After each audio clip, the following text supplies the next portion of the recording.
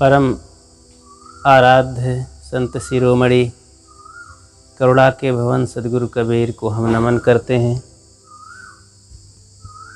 प्रातः स्मरणीय हमारे संत गुरुजन जिनसे सद्गुरु कबीर के पथ पर चलने की प्रेरणा मिली, उनको हम नमन करते हैं। आए हुए सभी श्रोता बंधुओं, माता बहनों,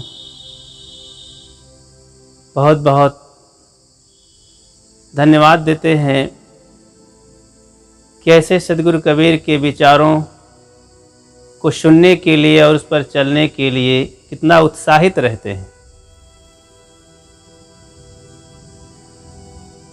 वास्तव में ऐसे महामानव के दर्शन करके, बताए पथ पर चल करके जीवन सफल हो जाता है। वे अपनी बात किसी देवी देवता, आकाश पाताल की बात नहीं करते हैं, सीधा धरती तल पर रहने वाले मनुष्यों से करते हैं। प्राणियों पर दया करने के लिए कहते हैं, मनुष्यों को अपना उद्धार करने के लिए प्रेरित करते हैं। मनुष्य में संभावना है, मनुष्य अपने को बदल सकता है, दुख से सुख की ओर ले चल सकता है, परिवर्तन ला सकता है जीवन में, और प्राणी तो कोई कर नहीं सकते हैं। इसलिए ऐसे महामानव की बातों को जरा ध्यान दें। उन्होंने अपनी बात कही, मैं रोऊं यह जगत को, इस भावना को जरा ठंडे दिल से विचार करें, चिंतन करें। कितनी करुणा समाई हुई है, कितना भाव भरा हुआ है, कितना दर्द है, कितना उत्साह है इन शब्दों में। उन सद्गुरु कबीर के भावों को, विचारों को, संदेशों को, कथन को हम समझें, अपने जीवन में आचरण करें। वे कहते हैं, मंदिर तो है नेह का, मत कोई पैठो धाय, जो कोई पैठे धाय के बिन सिर सेती जाए। संसार एक मंदिर, मोह का मंदिर है।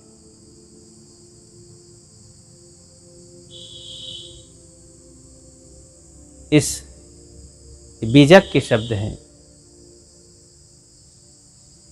साखी है। एक एक शब्द जीवन को बदलने का काम करते हैं, दुख से बचाने का काम करते हैं। तभी तो आधी साखी कबीर की, चार वेद का जीव। कबीर की आधी साखी ही पूर्ण जीवन बदल देने के लिए पूर्ण है, काफी है। बस आचरण करना, उस पर चलने के लिए प्रयासरत हो जाएं। मंदिर तो है नेह का, मत कोई पैठो धाय, जो कोई पैठे धाय के बिन सिर सेती जाए। इस संसार की प्राणी पदार्थ, सामग्री सब मोह का मंदिर है। इसी में हम बार बार जन्म मरण के रहट में घूम रहे हैं। इसी में लालच कर रहे हैं, फंस रहे हैं, देख रहे हैं। बार बार हमारा ये सिर धड़ से अलग होता है, फिर भी हम इससे बचने का, भागने का प्रयास नहीं करते हैं। इसको एक उदाहरण से समझें। एक मैदान था, बहुत बड़ा मैदान था। मैदान के पास एक सुंदर सी झील, तालाब था, सरोवर था। सरोवर के पास एक बहुत सुंदर फुलवारी बगीचा था। बगीचे में ही कुछ सुंदर सुंदर भवन बने थे, सैकड़ों उसमें कमरे थे। उन कमरों में सब प्रकार की सुविधाएं थी। सुंदर कमरे, इत्र से छिड़के हुए सुगंधित, अच्छे से गद्दे, तकिए, मशहरी लगी हुई थी। बहुत सुंदर व्यवस्था थी। और वहाँ सुंदर नवयुवतियाँ, नवयुवक उपस्थित थे हाव भाव करने के लिए। हर प्रकार से आदमी देखकर वहाँ आकर्षित होता था, मोहित हो जाता था, लुभा जाता था। बगीचे के पास वहाँ कुछ लोग, नर नारी, सुंदर सुंदर लोगों को उस रास्ते से आते देख वहाँ से गुजरते लुभाते थे, बताते थे आइए आइए यहाँ पर, इस बगीचे में, इस भवन में आइए, सुख भोगिए और जीवन का आनंद उठाइए। बहुत सुंदर है, यहाँ कोई कमी नहीं है, यहीं पर आनंद है, यहीं पर सुख है, आइए। लोगों को अपनी वाणी जाल में, अपने कथन में, हाव भाव में, भाव भंगिमा में फंसाकर भवन की ओर ले जाते थे। देख करके उस बगीचे के मकानों में वहाँ की सुविधा, वहाँ की नवयुवतियों को देखकर, वहाँ के बाल गोपालों को देखकर, वहाँ की और सारी चीज़ें, जो लोग वहाँ चले जाते थे तो सारी व्यवस्था थी। बच्चों के लिए खेल कूद के सामान थे, जवानों के लिए नवयुवतियाँ थीं, खाने पीने की सामग्री थी, सोने की व्यवस्था थी। आपस में नर नारी आलिंगन करके सुख का अनुभव कर रहे थे। पांचों विषयों का भोग उपस्थित था। इस तरह से देखने, सुनने, खाने पीने, सुनने के लिए सारी व्यवस्था थी। मीठे मीठे वाणी बोल करके सब मन को लुभा रहे थे।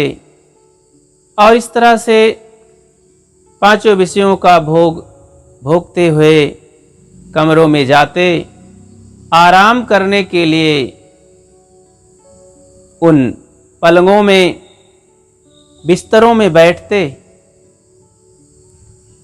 तो ऐसा कुछ बिस्तर बना हुआ था, वो ऐसी कुछ पलंग थी कि उसमें पेंच लगे हुए होते थे और उस पलंग के नीचे एक तेज धार वाला अस्त्र लगा हुआ था।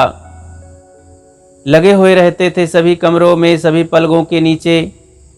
जैसे ही व्यक्ति बैठते आराम करने के लिए पलंगों में, पेंच घूम जाता और ठीक धारदार शस्त्र पर उसका सिर जाके धड़ से अलग हो जाता, बस समाप्त हो जाते। और वहां के जो ठग लोग थे उसके सारे माल को, धन को लेकर के उनके जीवन को भी समाप्त कर देते थे। ऐसा वो ठग नगर, ठग बस्ती थी। ऐसा वो सरोवर के पास मंदिर था। उस मंदिर में सुंदर सुंदर जो बहुत सारे सैकड़ों कमरे थे, वहां पर यही सब हाल हो रहा था। बंधुओं, ये संसार बहुत बड़ा जंगल है, मैदान है। इसमें अपने ही हितैषी लोग ये सब बगीचा के बाहर आकर मानो लुभा रहे हैं।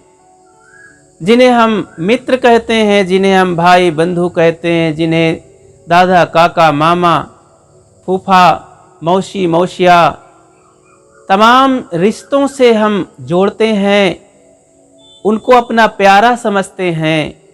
यही लोग प्यार से समझाते हैं, आइए, अरे बाबू शादी कर लीजिए, वो बहुत अच्छी लड़की है, जीवन भर एहसान मानेगी, वो गृह लक्ष्मी बनेगी।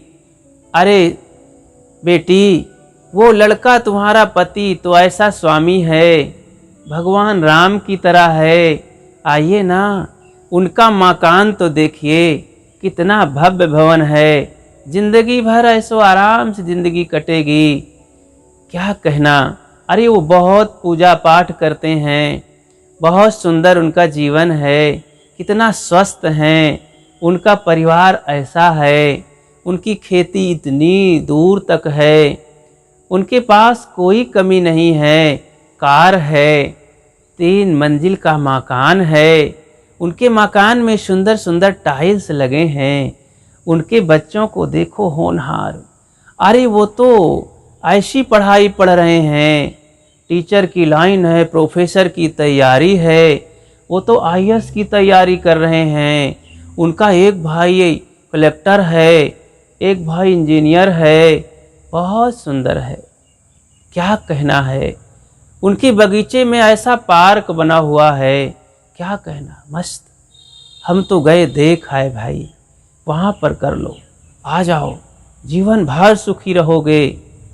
अरे बेटा ऐसा पढ़ लो, इस पढ़ाई को कर लो, इस कोर्स की तैयारी कर लो, चलो ना, वहाँ पर ऐसी पार्टी, ऐसा खाने को मिलेगा, क्या कहना है। चलो वहाँ पिकनिक मना आते हैं, घूम आते हैं। इस तरह की अपने ही लोग यहाँ पर पंच विषयों में लुभाते हैं, संसार के प्राणी पदार्थों की महिमा बता करके, हमें लालच में डाल करके, लुभा करके और विमोहित कर देते हैं। ये संसार का मंदिर, और इसमें हम लुभा जाते हैं। जैसे ही लुभा जाते हैं, मोहित हो जाते हैं, उसमें सुख मान लेते हैं कि निश्चित है ऐसा करने में सुख है। इस पद पर पहुंच जाने में, इस उपलब्धि तक पहुंच जाने में, उनके साथ रिश्ता जोड़ लेने में, ये विषयों को भोग लेने में सुख मिलेगा, ऐसी मन में भावना आती है, तो सुख के बदले में वो पेंच घूम करके हमारा सिर ही काट देता है। हमारे परमार्थ जो कल्याण का मार्ग है, परमार्थ का मार्ग है, उसका सिर ही कट जाता है। जैसे ही हम विषयों को भोगने लगते हैं, बंध जाते हैं, हमारे लिए बंधन खड़ा हो जाता है। हम पछताना चालू कर देते हैं, अरे कहाँ फंस गए। संसार किन भोगों में तो थोड़ा सा सुख है, थोड़ा सा सुख। सद्गुरु कहते हैं, अल्प सुख दुख आदि न अंता, मन भुलान मैं गर मैं मनता। निश्चित ही संसार के भोगों में, इस मंदिर में थोड़ा सा सुंदर, थोड़ा सा सुख महसूस होता है, लेकिन बंधुओं, इस थोड़े से सुख को पा करके हम क्या करेंगे। जब हमारा सिर ही धड़ से अलग हो गया, किसी लायक नहीं रह जाएंगे। बंधुओं, शरीर से, गर्दन से अलग हो गया सिर, तो कोई अस्तित्व नहीं रह जाता, प्राण नहीं रह जाते। इसी तरह इस मानव जीवन से परमार्थ का रास्ता कट जाने से, कल्याण की सामग्री समझ हट जाने से, संत गुरुजनों की संगत न मिलने से, अथवा भक्ति भजन संत गुरुजनों का प्रेम हट जाने से, वो जो सिर है, कल्याण का सिर, परमार्थ का सिर, उद्धार का जो सिर है, कट गया। अब हमारे पास क्या बचा। क्या ये प्राणी पदार्थ, क्या ये पंच विषय भोग हमें सुख दे सकते हैं। अगर ऐसा कुछ लगता है कि सुख हमसे, इनसे हमें मिलेगा, तो जरा इन प्राणी पदार्थ के धनियों को देख लीजिए। प्राणी पदार्थ के सामग्री से जो भरपूर हैं लोग, जिनके पास सुंदर सुंदर होनहार बच्चे हैं, नववधू नवयुवतियाँ हैं, सुकोमल सुंदर और हर प्रकार से श्रृंगारित, इत्र फुलेल छिड़के हुए, शरीर को श्रृंगार बनाए हुए, कोमल कोमल वाणियाँ बोल रही हैं मीठी मधुर मधुर। घर में माता पिता तमाम रिश्ते लोग हैं, बहुत उत्साहित कर रहे हैं। ऐसे लोगों को देखिए, क्या वे सुखी हैं? जिनके पास भव्य भवन है, 5 महले मकान हैं, खेती बाड़ी लहलहा रही है, सुंदर सुंदर उनके भवन में पार्क हैं, चारों तरफ से आओ भगत है। उनके दिल से टटोल कर देखें, पदार्थों से सजा हुआ उनका घर परिवार और पद प्रतिष्ठा से, ऐश्वर्य से सम्मानित उनका जीवन है। क्या वे सुखी हैं? चारों तरफ नजर घुमा करके देखें, अनुभव करें मेरे भाइयों। सोचो ना, सोचो जरा दिमाग लगा करके, कैसा है ये संसार। सदगुरु कबीर ये कहते, मंदिर तो है नेह का मत कोई पैठो धाय। ये संसार के कुछ पहरेदार बन करके गेट पर लुभा रहे हैं, आते हुए लोगों को लुभा करके, इसकी महिमा बता करके, जहां से हमारा सिर कटने वाला है। ऐसी चीजों का, ऐसे लोगों का, ऐसे पदार्थों की महिमा बता रहे हैं लोग, लाभ दर्शा रहे हैं, हमें लुभा करके सदैव के लिए हमारा सिर काट देते हैं परमार्थ का। वहीं पर दूर अकेला एक व्यक्ति, जिसे हम सद्गुरु कहते हैं, जिन्हें संत कहते हैं, जिन्हें संत भगवान कहते हैं, वो अकेले कहते हैं, लोगों को रोकते हैं। लेकिन मेरे भाइयों, ऐसे संत की कल्याणकारी वाणी को, आवाज को लोग नजरअंदाज करके उस भीड़ की तरफ भागते हैं जहां धोखेधड़ी है, ठग लोग हैं। सद्गुरु दूर खड़े होकर कहते हैं कि अरे भाइयों, मंदिर तो है नेह का, ये संसार मंदिर है, मोह का मंदिर है। यहां धोखेधड़ी है, यहां पर सिर कट जाता है। जैसे ही सिर अंदर ले जाओगे दरवाजे में, तैसे ही सिर अलग हो जाएगा। कुछ सुख शांति मिलने वाला नहीं है मेरे भाइयों। इसलिए हमें जागना है, संत गुरुजनों की बातों को ध्यान रखना है। कबहू न भयो संग यो साथा, ऐसा जन्म गवायो आछा। बहुर न पहियो वैसो थाना, साधु संगत तुम नहीं पहचाना।